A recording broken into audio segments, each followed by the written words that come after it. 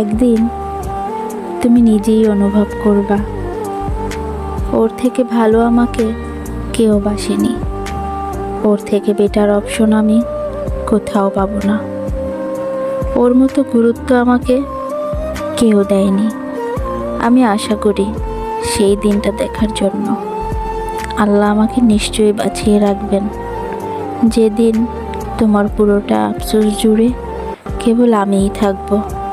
তুমি গভীরভাবে অনুভব করবে আমাকেই তোমার দরকার ছিল সবচেয়ে বেশি।